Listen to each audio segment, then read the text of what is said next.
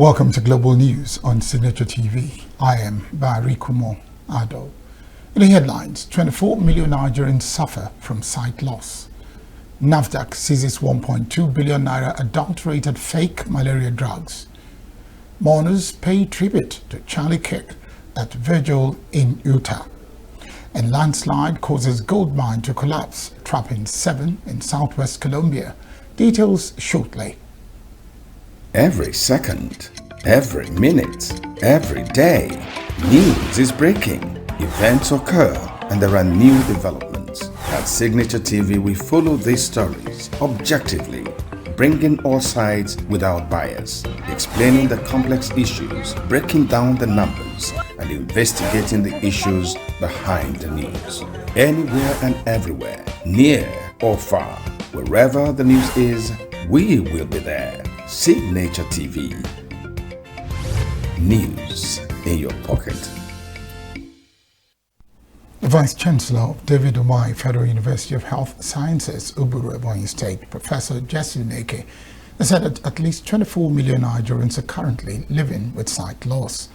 Neke, a professor of medical parasitology and health policy health systems, discloses during a press engagement at the unveiling of the university's free eye care initiative, an eye research program held at the institution's Institute for Eye Health and Visual Sciences Research in Ebonyi State. Citing findings from the Nigerian National Blindness and Visual Impairment Survey said about 4.2% of Nigerians over 40 years old are blind, while an estimated 4.25 million adults aged 40 and above suffer from moderate to severe visual impairment. The DAN noted that 84% of blindness in Nigeria was due to preventable causes, stressing the need for regular eye checks, public awareness, and affordable treatment. He noted that cataracts and uncorrected refractive errors are the leading causes of visual impairment in the country, but that conditions such as glaucoma, age-related macular degeneration, diabetic retinopathy, infectious eye diseases, and trauma also pose significant challenges. The Vice Chancellor stressed that limited access to basic eye care in low and middle-income countries like Nigeria worsen the burden of sight loss, particularly for rural dwellers. The National Association of Resident Doctors on Friday commenced a 5-day warning strike despite assurances by the federal government that the action will be averted. The action, which commenced at 8 a.m. on Friday and will end on Tuesday, 16 September 2025, followed the expiration of a 24-hour ultimatum issued to the federal government to meet its outstanding demands. The association confirmed the commencement of a strike and a message declaration of strike action and signed by the Secretary General of NARD, Dr. Oluwashola Odumbaku. The group had announced that it had resolved on the strike after its emergency National Executive Council meeting. The ultimatum came after an earlier 10-day deadline, which lapsed on September 10 without resolution. The doctors are demanding immediate payment of the outstanding 2025 Medical Residency Training Fund, settlement of 5 months arrears from the 25 to 35% Consolidated Medical Salary Structure Review, and other long-standing salary backlogs demands, among others. Resident doctors and medical school graduates training as specialists and dominate the emergency wards of hospitals in Nigeria and are crucial to quality health care delivery nationwide. Activist and lawyer, Senior Advocate of Nigeria, Femi Falana, has charged President Bola Tinubu to suspend his vacation and return to Nigeria to prevent the country from collapsing into a state of anarchy. Falana in a statement noted that a situation where court judgments are disregarded by some influential people threatens adherence to the rule of law in Nigeria.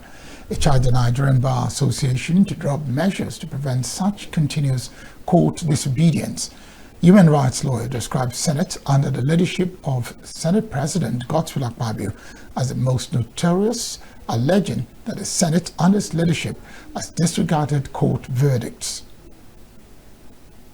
Human rights activist and 2023 presidential candidate of the African Action Congress, Omoyele Sowore, has openly filed a formal demand by the Department of State Services asking him to retract a social media post the agency described as criminal and derogatory towards President Bola Tinubu. A letter titled Demand for Retraction of Criminal, False and Malicious Post Publication. The DSS ordered Sowore to immediately and unequivocally withdraw the post, published public apologies in at least 2 national newspapers and 2 television stations, and appear at its headquarters in Abuja within 1 week. Sowore responded via a statement on X on Friday, dismissed the DSS demands as insidious, fundamentally defective, flawed in principle, and absolutely unlawful. Sowore strongly defended his right to free speech, asserting that freedom of expression is non-negotiable in any democracy, and accused the agency of abandoning its constitutional duties in favor of partisan interest. He said that public officials must learn to tolerate dissent, arguing that if any legal lines are crossed, the appropriate response should be a civil libel case, not state-led intimidation or repression. Calls for urgent electoral reforms dominated discussions at the 3rd annual summit of a coalition of P2B, CPO and book presentation in Abuja. Speakers warned that unless Nigeria fixed its electoral process, the country would remain trapped in circles of bad leadership.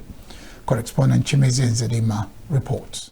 The Abuja Summit and book launch was a drumbeat against everything wrong with Nigeria's electoral process. Dr. Haruna Goro, who was the keynote speaker, was in his element. Speaking virtually, Goro warned that Nigeria's circle of bad political leadership cannot be broken unless its flawed electoral process was fixed. We cannot expect the same people who destroy the system to repair it. Those who benefit from corruption will not end corruption. Fixed leadership and insecurity, poverty, and corruption will be fixed. If reforms are not made now, 2027 will be business as usual. The title of the book, The Flame of Hope, Igniting the Soul of a Nation, reflected the intent of the author and organizers of the Abuja event. To ignite national consciousness to the need to act for the emergence of a better Nigeria. Man of the Moment, P2B, told participants at the summit that the answer to Nigeria's leadership and development challenges remains in electoral reform. The process through which people come into office is far more fundamental than even what they do when they're in office. If the process is faulty, you're likely going to have bad governance. For the Nigerian citizens, we've gone through bad governance enough that this is time for us to take charge. It is time for us to say, enough is enough. The book launch and summit was organized by the Obedience Movement and the Coalition for P2B, CPO. Director General of the Obedience Movement, Dr. Moses Paul, expressed frustration that Nigeria's governance experience since 1999 has been raised hope and disappointment. A situation which the book reviewer Peter Ahmed said will come to an end if the prescriptions in the book are adopted by Nigerians. Until we have a country and electoral reforms that hold the integrity of voting, that does not suppress voters. And yes, until we have a justice system, an institution that allows for the right legality of things, it's the baseline of our lives. Without law and order, we will have issues that remains pending, unending, and justice delayed is justice denied. The Flame of Hope is a compelling narrative of how the hope of a country was reborn. Democracy in motion, a people reclaiming their voice. It reminds us that politics is not just about power, but about productivity and about people. It's a book that you must read. If you read this book, you understand that we are at war. It's not complicated. Nigeria is at war. If we don't take back the Nigeria from the hands of these politicians, we are going for destruction. Look at what happened in Nepal. If you're following the news, you see how the youth took over their government and changed everything. We have more youth than Nepal. we have of almost 90 million youths. Nepal have about how many million youths? And we are more active. So why can't we take back the country from the politicians? There was an indication of an emerging political alignment between Peter Obi and the Bauchi State Governor Bala Mohammed, who was represented at the event by Ikechukwu Ezugo. Ezugo told the summit that the spirit of unity, which was an Obi push factor in the 2023 election, needs to be sustained ahead of the 2027 election. We are calling on INEC, members of the security organization, ad hoc members that will work for INEC, who most cases are the younger people. They should know that this is about each and every one of us. Let them do the correct thing so that we will have a society that will be very, very, very, very beneficial to us. The consensus at the event was unmistakable. Electoral reform is not a luxury. It is Nigeria's last chance to restore public trust and secure the future. In Abuja, Anyam Chimize is a demand for Signature TV. Rivers State government has announced the commencement of transition from emergency rule to democratic governance nearly 6 months after President Bola Tinubu declared the state of emergency in the state. The statement by the Secretary to the State Government, Professor Ibibia Worika, invited all critical stakeholders to a church service scheduled for 10 a.m. at the Ecumenical Center on Sunday as part of a transition process. According to the statement, those invited include permanent secretaries, local government chairmen, heads of security and paramilitary agencies, traditional rulers, chairmen and members of boards and governing councils, as well as captains of industry. Emergency rule was imposed at the height of a political crisis in the state, following a fallout between Governor Similaye Fubara and his estranged political godfather, FCT Minister Nyesom Wike, over the struggle for control of Rivers' political resources. President Tinubu in his broadcast expressed deep concern over the political crisis in the state and accused Fubara of demolishing the State House of Assembly, subsequently announced the suspension of Governor Similaye Fubara and his deputy Ngozi Odu for 6 months. The President also suspended all elected members of the River State House of Assembly and appointed retired Vice Admiral Ibokite Bass as administrator to oversee the affairs of the state. The Speaker of the House of Representatives, Tajuddin Abbas, says 12 bills before the House are targeted at reducing the country's reliance on oil and diversifying the economy through solid minerals development. Abbas was represented by Mark Useni at a public hearing organized by the House Committee on Solid Minerals, said that greater recognition to the solid minerals sector is a strategic shift in Nigeria's economic agenda. The bills to establish multiple federal institutes of mining and geosciences across various states, Garagu in Nasarawa State, Takum in Taraba State, Ikoro in Ikiti State, Akampa in Cross River State, Gusau in Zamfara State, and Umuai here in Abia State, are a testament to our commitment to building the intellectual and technical capacity required to harness our mineral wealth. Chairman of the committee, Gaza Befwi, said the initiative will reposition solid minerals as a driver of growth, job creation, and industrialization. If 10% of all what had been generated from oil in River State was being put as a community development association to develop River State, where do you think River State would have been today? So please, we must have a human face to all we're doing. It's not about when you have a situation in a community where only one person is rich and the rest are poor. Stakeholders, including industry operators and community representatives, supported the bills, stressing that many of the existing laws governing the sector are outdated and urgently need reform. That you see a lot of activities and influence between the operators in the sector, between the government and the academia. You see centers of excellence being established in some of the universities in many of these mining countries. So instead of having clear-cut institutes in all parts of the geopolitical zone, we have some schools of excellence. Take, for instance, in Jos, where you have the University of Jos.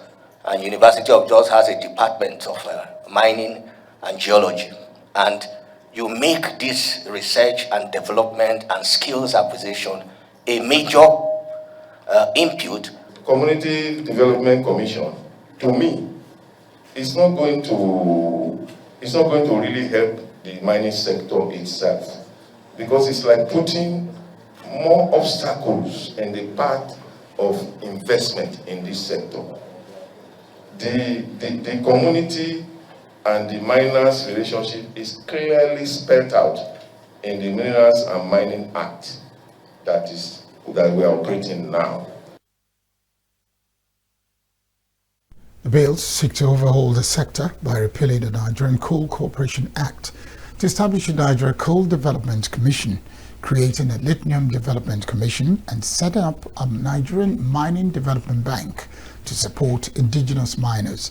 They also propose establishing federal institutes of mining and geosciences in 6 states, strengthening funding for mineral exploration through public-private partnerships, and creating a solid Mineral Communities Development Commission to ensure host communities benefit from mining activities. Still from the Green Chamber, the House Committee on Appropriations has expressed concern over the slow pace of budget implementation. Chairman of the committee, Abubakar Bichi, expressed the concern during a meeting with key officials of the Finance Ministry and other stakeholders. Basically, members are concerned seriously about that, and Minister of Budget and Minister of Finance also confirmed to us that Nigerians can see a lot of changes and developments for this budget. Exactly. And Nigerians are really concerned about the budget implementations, which is co-mandate to the National Assembly. We have engaged with Minister of Finance and Minister of Budget. Both of them acknowledge that, and they've agreed to work so hard so that at least Nigerians can see the progress of the budget. 2024-2025, it will be done as soon as possible. Before we reach out to 2026, you will see a serious changes between now to the end of the year. They have acknowledged, they have promised to us, and let's see how far we can go. Minister of Finance and Coordinating Minister of Economy, Wale Edun, reported that implementation of the 2024 budget currently stands at about 80%, with the National Assembly extending its lifespan until December. He explained that priority projects include grassroots infrastructure, such as roads and irrigation. As is customary, we reviewed the budget performance, looked at 2024. Basically, overall, it's around 80%. And as you know, the budget for 2024 was extended by the National Assembly till December, so it is still running. So it is still a work in progress, it's still ongoing. And likewise, we looked at what is happening in 2025, and we put heads together to ensure that particularly the projects that touch the grassroots, that provide support and provide resources and facilities, the roads, irrigation, other infrastructure projects at the grassroots level are focused on and are given adequate attention and priority. And it's an ongoing discussion, it's an ongoing implementation of the budget faithfully and fully. Budget and National Planning Minister Abubakar Bagudu stressed the strong working relationship between the executive and legislature and said reforms under President Bola Tinubu are producing results. Of all the achievements under President Bola Ahmed Tinubu, and they commended the respect for the National Assembly and the excellent working relationship between the federal government, and they stated that they have supported all the major reform initiatives which have produced the result, including the latest tax reforms. It's an ongoing discussion. Kebbi State Caucus in the National Assembly has called for the arrest and prosecution of former Attorney General of the Federation, Abubakar Malami, over what he describes as a breach of public peace on a recent visit to Benin in Kebbi. Speaking at a briefing in Abuja, a spokesman of the group, Senator Adamu Aliero, said the caucus was responding to a petition dated September 10 by Malami that accused Governor Nasir Idris and others of importing political thugs, foreign mercenaries and clandestine arms into the state. The caucus also alleged that thugs accompanying Malami attacked the APC state secretariat during the visit, triggering clashes with party supporters. The caucus urged security agencies to focus on genuine threats, invite Malami to substantiate his petition and take appropriate action if laws were broken, while reiterating its support for Governor Idris. The Adamawa State House of Assembly has approved a new law that allows Governor Amadu Fintiri to appoint acting traditional rulers when an emir or chief is unable to perform his duties. The amendment to the chief's appointment and disposition law was passed during a sitting after a report of an ad hoc committee led by Deputy Speaker Mohammed Buba Jijiwa was presented. The committee suggested renaming the law to reflect its new purpose and to guide the process of appointing acting emirs or chiefs whenever the substantive leader is incapacitated. It also recommended that the Traditional Council will, in consultation with the governor, choose a prince or qualified person to temporarily take over the responsibilities until a government hospital confirms that the leader has recovered. It further states that if an emir or chief misses official duties 3 times within a year due to poor health, the council and the governor may appoint someone to act in his place, in line with the custom and Section 6 of the law. Kano State Governor Abba Yusuf has approved the transmission of a bill to the State House of Assembly seeking to criminalize same-sex marriage and other practices considered immoral in the state. This had been issued on Friday by the governor's spokesperson, Sanusi Dawakin Tofa, said it gave the approval while presiding over the 31st Executive Council meeting held at the Government House. The governor stressed that his administration would not compromise on the values and teachings of Islam, insisting that Kano must continue to uphold its cultural and religious heritage. The bill, if passed into law, will specifically ban same-sex marriage and practices locally referred to as Madugo and Liwadi, which the government described as forbidden. Nigeria already has a federal law, the Same-Sex Marriage Act of 2014, which criminalizes same-sex unions and related activities nationwide, prescribing penalties of up to 14 years in prison. Up ahead, about residents demand completion of Osisioma Ekbeakwara Road. Nupeng accuses Dangote of sponsoring division among tanker drivers. Details of these and more after the break. Every second, every minute, every day, news is breaking, events occur, and there are new developments. At Signature TV, we follow these stories objectively, bringing all sides without bias, explaining the complex issues, breaking down the numbers, and investigating the issues behind the news. Anywhere and everywhere, near or far, wherever the news is, we will be there. Signature TV. News in your pocket.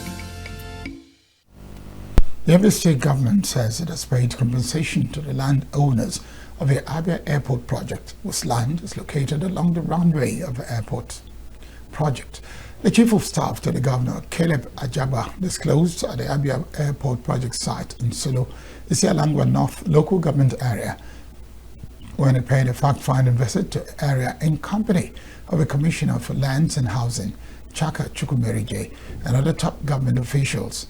Ajaba said that about 3,500 people have been paid compensation and assured that those who have not received their own and to get to them if they complete their indemnity certificates, insisting that those that are yet to be paid may be exceptional cases that will be attended to on a case-by-case basis. Explanation followed a protest by some group of villagers who this week complained about not receiving compensation from the government.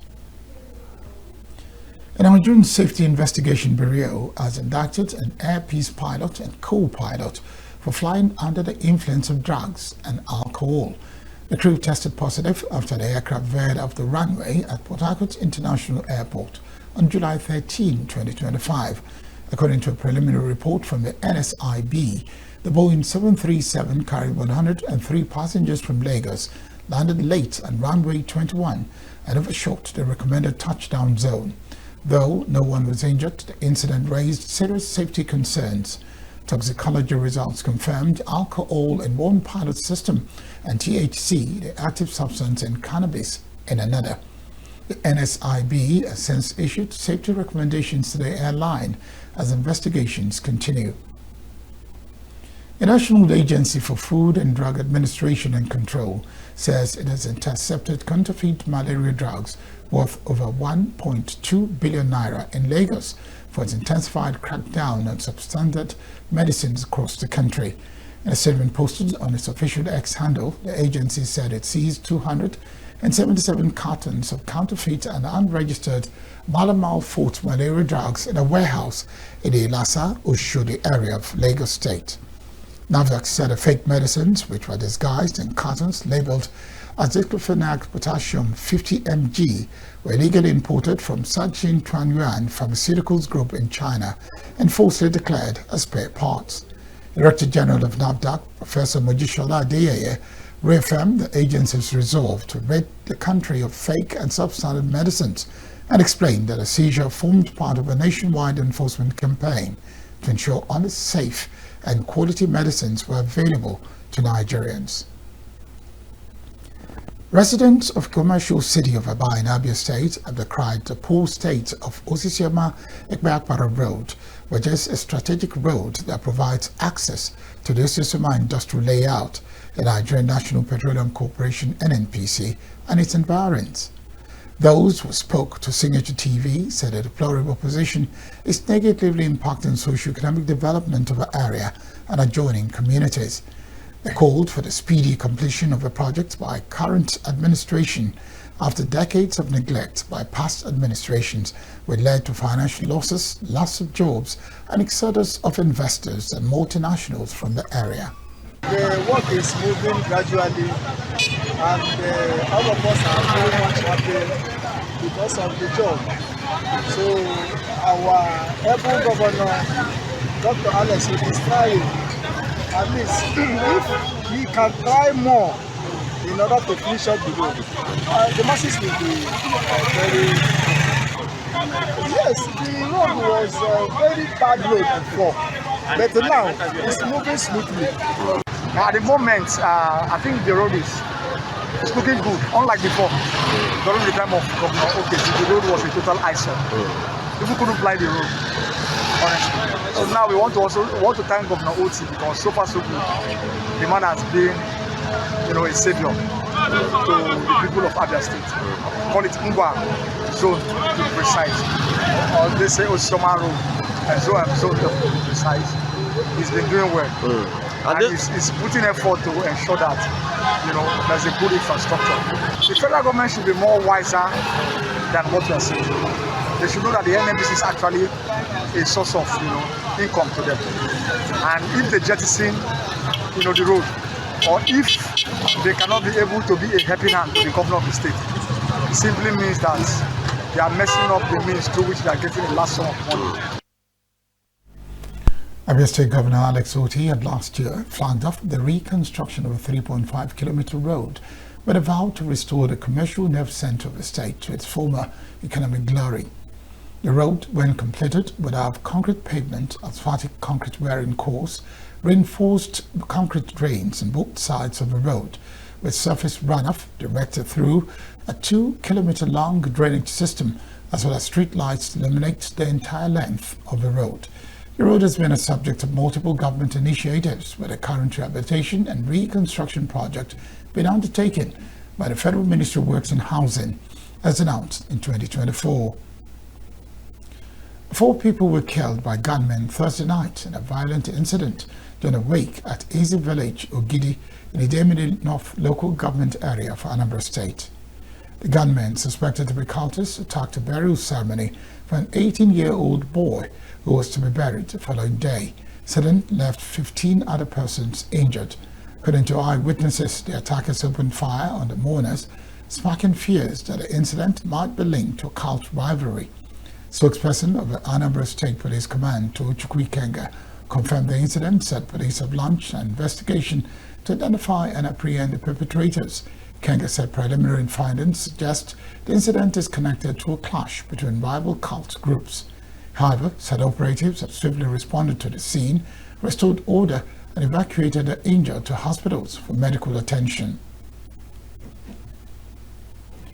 The Nigerian Upstream Petroleum Regulatory Commission had announced the conversion of Petroleum Prospecting License 202 into Petroleum Mining Lease 66, marking the first such conversion under the Petroleum Industry Act 2021. Commission's Head of Media and Strategic Communications, Eniola Akinkuotu, said in a statement on Friday that the development would follow the 2020 marginal field bid round, signaled a landmark for oil and gas sector. Speaking at the signing ceremony in Abuja, the NUPRC Chief Executive Benga Kumalafe said the move underscored Nigeria's regulatory clarity and industry resilience. The Nigerian Union of Petroleum and Natural Gas Workers has accused the Dangote Petroleum Refinery of attempting to weaken its petroleum tanker drivers branch by resisting unionization and spreading misinformation.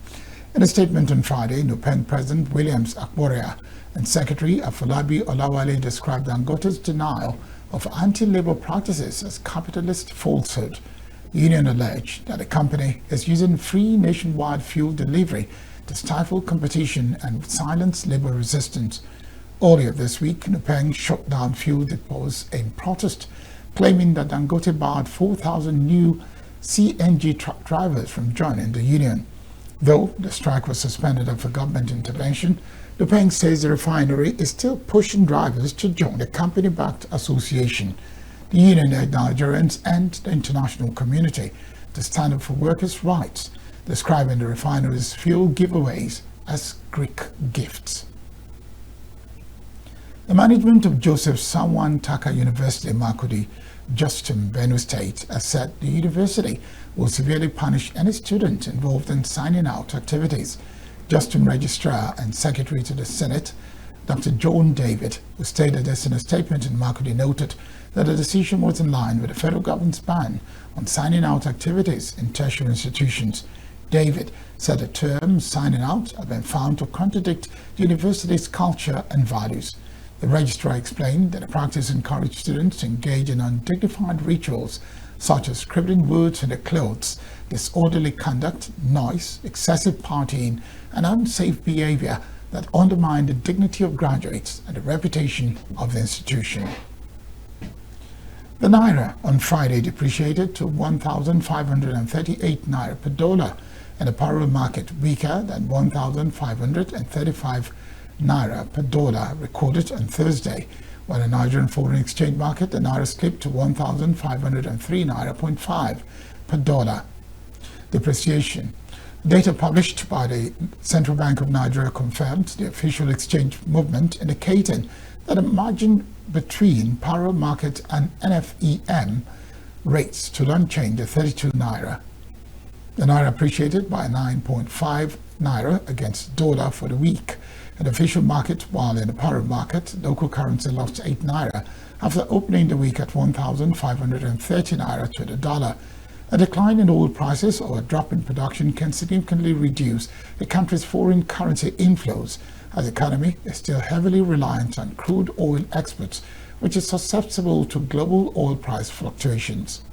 Still to come, tens of thousands join pro-Palestinian march in New Zealand's biggest city. North Korea's Kim says country to present nuclear policy overseas sniper drill. Details in a moment. Every second, every minute, every day, news is breaking. Events occur and there are new developments. At Signature TV, we follow these stories objectively, bringing all sides without bias, explaining the complex issues, breaking down the numbers, and investigating the issues behind the news. Anywhere and everywhere, near or far, wherever the news is, we will be there. Signature TV. News in your pocket. Hundreds attended a candlelight vigil for U.S. conservative influencer Charlie Kirk on Friday evening in Provo, Utah. Mourners shared testimonies of Kirk and sang hymns 2 days after Kirk, 31, was killed by a single gunshot fired from a rooftop as he spoke on stage during an outdoor campus event attended by 3,000 people. Kirk was part of a constellation of influencers who helped amplify Republican President Donald Trump's agenda, galvanizing conservative youth and rising to international prominence with often inflammatory rhetoric focused on such issues as race, gender, and immigration. I think that Charlie came around at a point in time when a lot of us were afraid to voice our beliefs. We're afraid of the backlash from our peers, and he was an example to the rest of us, someone else that was in our age range that understood the generation that we were in, and he was an example to us that we don't have to be afraid, that we can stand up for our beliefs eloquently and peacefully without fear. It is very scary to see somebody that you look up to like Charlie Kirk get killed like that. But the hope that this event has brought for me and for everybody else here is that we're not alone. The people that hold the views that Charlie Kirk has held, that have faith in Jesus Christ, we're not alone, and we are able to still keep fighting. I feel like a lot of people, it really rocked us that it happened so close to home. Where I was working, it was about maybe 10 minutes away from where it happened. I had planned to go to the rally, but I was working, so I couldn't make it. I think a lot of us feel connected to Charlie because he was such a kind and eloquent person, that he truly did speak truth to power, and that he spoke up for a lot of people who felt that they did not have a voice. He embodied kindness. He would listen to anybody. I'm nobody, but I think Charlie would think that I was still a person who was worth hearing and worth changing their mind. And I'd like to say that he did change my mind in a few different ways. Well, Rebecca Kirk, the widow of conservative activist Charlie Kirk, delivered her first public remarks on Friday, vowing that her husband's mission would continue despite his assassination. She described Kirk as a man who laid down his life for the nation and warned those responsible that the movement will not die. My name is Erica Kirk. Charlie Kirk is my husband. My husband laid down his life for me, for our nation, for our children. He showed the ultimate and true covenantal love. I will never, ever have the words to describe the loss that I feel in my heart. I honestly have no idea what any of this means. I know that God does, but I don't. But Charlie, baby, I know you do too. I know you do. So does our Lord. The evildoers responsible for my husband's assassination have no idea what they have done. They killed Charlie because he preached a message of patriotism, faith, and of God's merciful love. They should all know this. If you thought that my husband's mission was powerful before, you have no idea. You have no idea what you just have unleashed across this entire country and this world. You have no idea. You have no idea the fire that you have ignited within this wife. The cries of this widow will echo around the world like a battle cry. She recounted breaking the news to the couple's 3-year-old daughter and thanked former President Donald Trump, Vice President J.D. Vance, and law enforcement officials for their support in the aftermath of a killing. A young Ottoman suspected of killing the conservative activist Charlie Kirk at the University of Durham has been taken into custody as youth leaders reacted with sorrow and frustration over the latest outbreak of political violence sweeping the country. Suspect, identified as Tyler Robinson, 22, was taken into custody on Thursday night, about 33 hours after the shooting. Grieving relatives stood outside the mortuary of Kathmandu's teaching hospital on Friday as authorities began handing over the bodies of their loved ones killed in Nepal's worst violence in years. Some had been waiting for 3 days to receive the bodies as authorities conducted the forensics and post-mortems. Karuna Buratoke, whose 23-year-old nephew, Yongera Nyopane, was among the 51 people killed in the violence Monday and Tuesday, said our sister had asked for Nyopane's body to be brought home. She wanted to see her son's face before his last rites. By 10:30 they left the house and they must have reached the protest site by around 12 o'clock. There were 3 of them, including 2 of his friends. Friends came back saying that they were scared as there was tear gas and gunshots being fired. But he told his friends that we shouldn't be scared and what we are doing is for the country, and then he started moving further towards the front, and then he got shot. By 3 p.m., his friends came back. His nickname is Roshan, brightness, and his friend said Roshan was shot, then I left immediately. Since my sister, referring to the deceased's mother, has said that she wants to see her son's face one more time, that is why we are taking him home first. While she prepared to take her nephew's body to the village, some 50 kilometers outside of Kathmandu, and the families were conducted the last rites of their dead at the Pashupatinath temple in the capital, as hundreds watched and paid their last respects. Distraught family members watched as a soul excavator dug through loose mud in an attempt to free 7 miners who remained trapped in a collapsed mine in Coca, Colombia on Friday. The trapped miners have been underground at an approximately depth of 28 meters since Thursday after a landslide caused the illegal gold mine to collapse. Family members gathered at the site of the mine pleaded for more help from the authorities. We need machinery, for them to send us machinery so we can rescue our boys because we have about 7 boys over there. And the only thing we have is that machine there. We don't have enough machines to be able to rescue our boys on time. Please help us, the municipality, the mayor, I don't know, someone who can help us because with just one machine we won't be able to.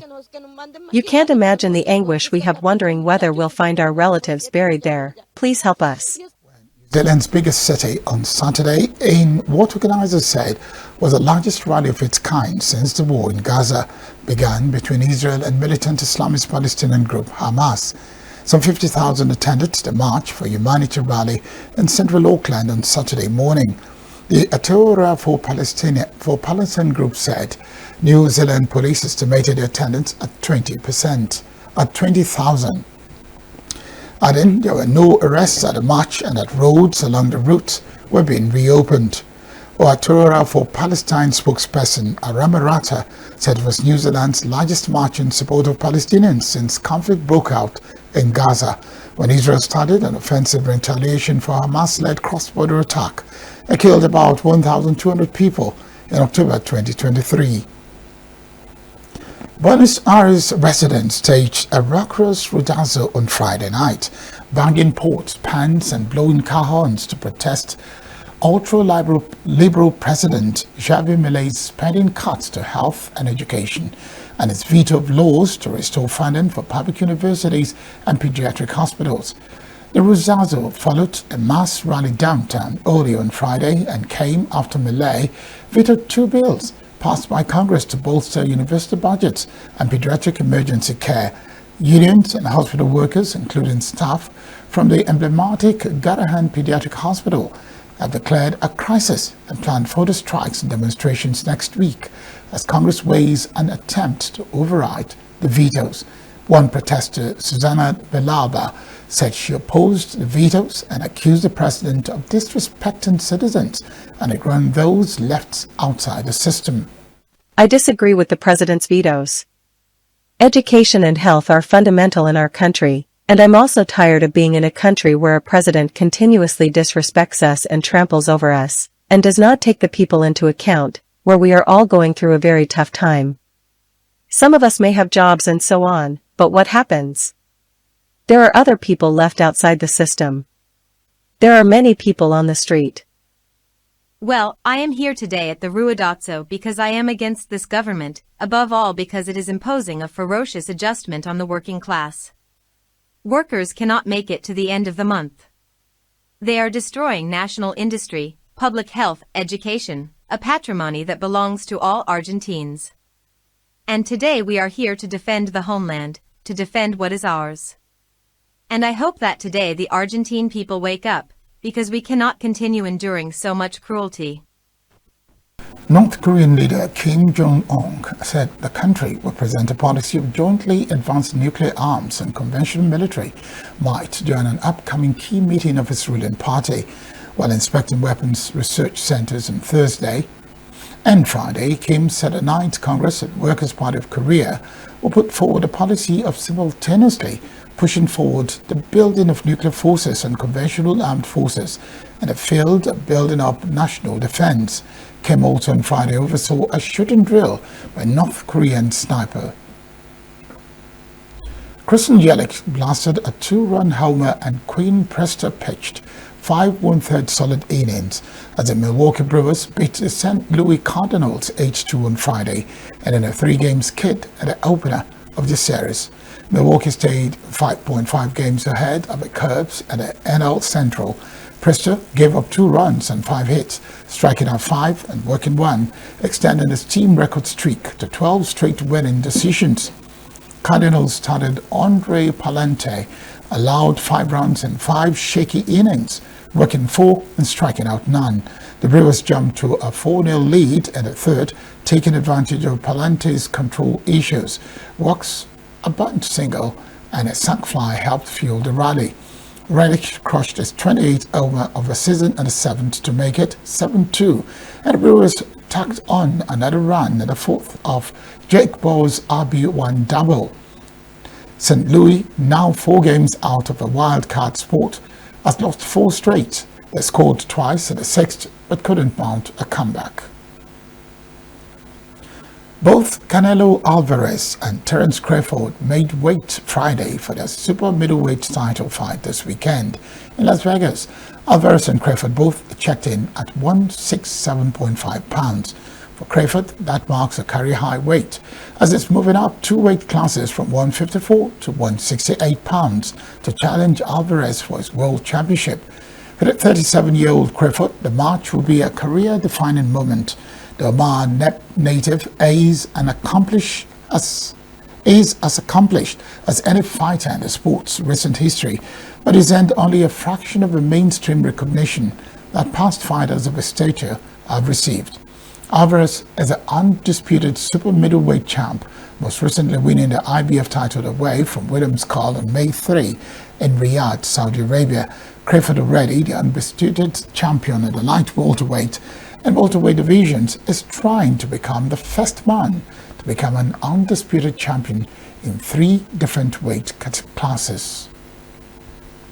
And that's the news this hour. I am Barry Kumo. Thank you very much for watching.